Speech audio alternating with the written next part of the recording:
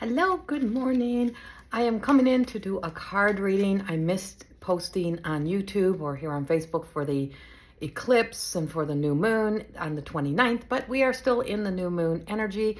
We're just come through the eclipse and it kind of ends that eclipse cycle, but we still feel the energy and we're going to be feeling this energy for a little bit.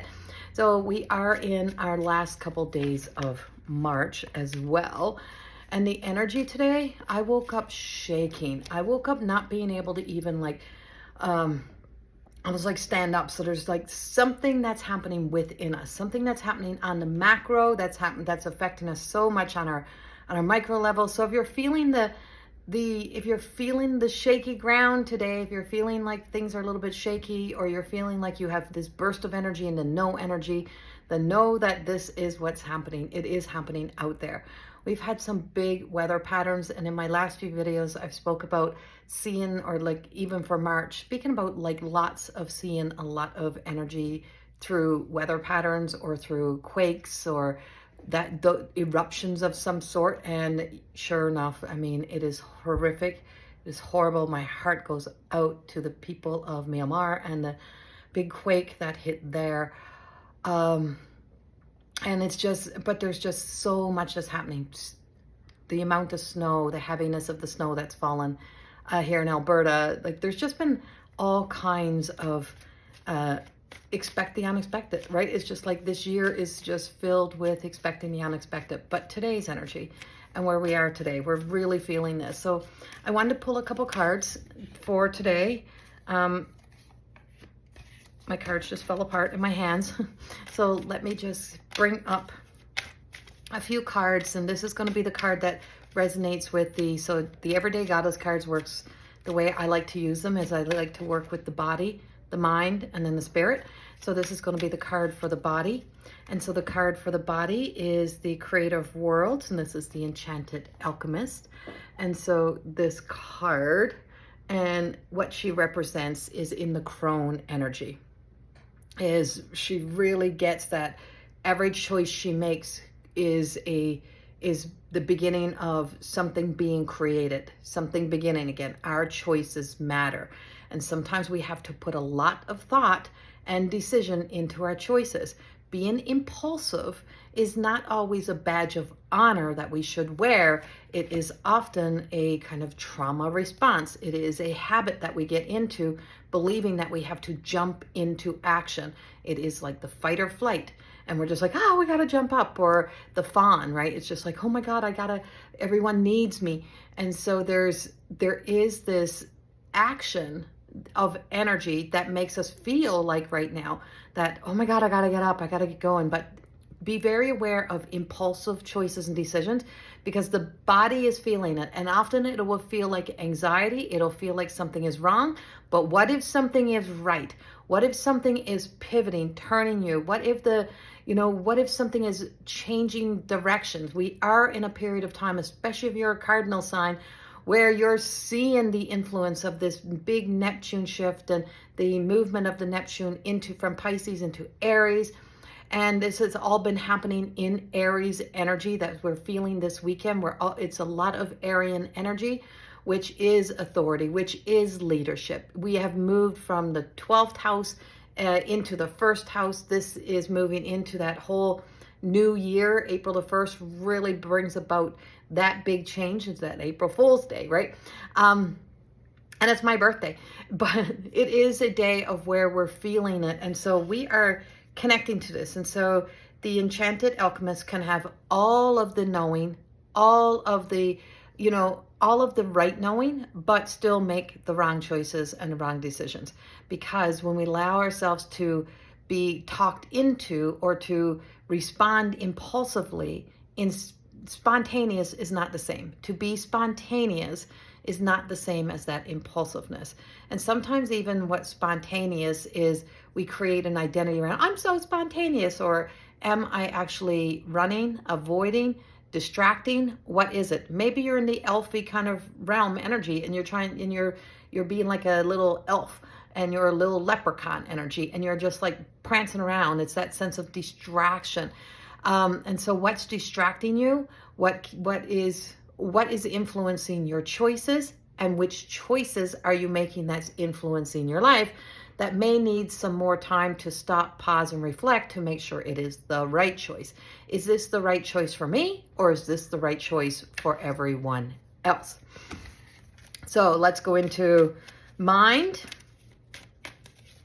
So that's the overactive, reactive nervous system that doesn't think. It only responds to the direction we give it. So in the mind, let's see what the mind card has for us. Feed the light.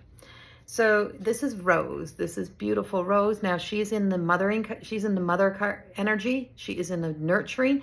So what are we nurturing? Are we nurturing the fear story? Or are we nurturing the faith story? And so she's bringing in, if you can see real close, it's really hard to see. If I can put my hand slightly behind maybe, you can see there is a beautiful spirit here. We always live in that sense of illusion that there is a separation. We're separate from.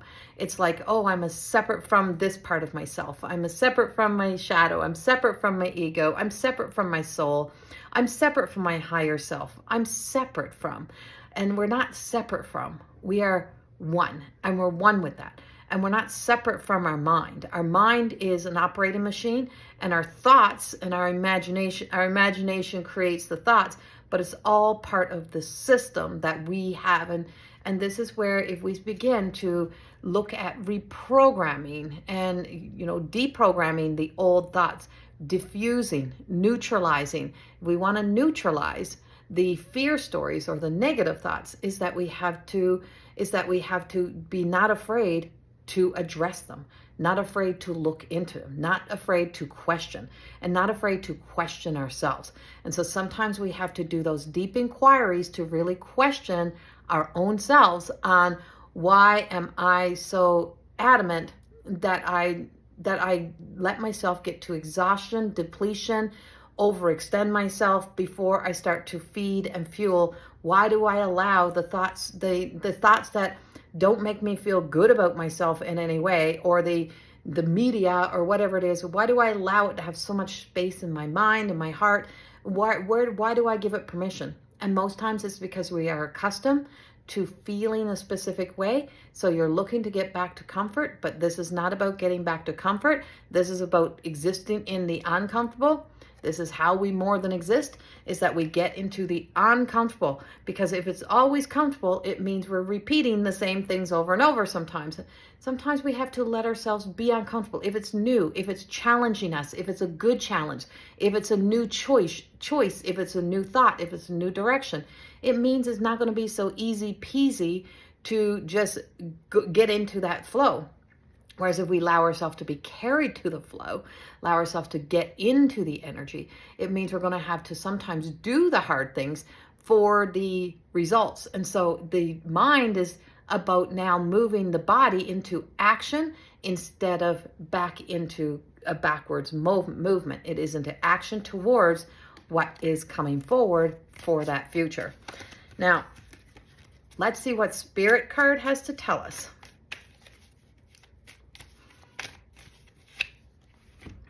Spirit has beautiful Sacred Sarah. And so Sacred Sarah is card number 37, and she is also in the crone energy. And so she's in this deep knowing that we will find ourselves more at peace when we are not responding in that impulsive state of being, or responding from false evidence appearing real, fear, acronym of fear, and not allowing ourselves to be, trying to make up for or trying to be better than anything of our past, or trying to validate or to prove to the thoughts of others about their beliefs around who they think you are, and not trying to prove yourself as worthy of this or to be better, or that you got to see that I'm a good person. You got to see that I do good things. You got to see. No, you have to know it. And so this is about what is sacred. What is sacred within us? What is that sacred that we don't nurture?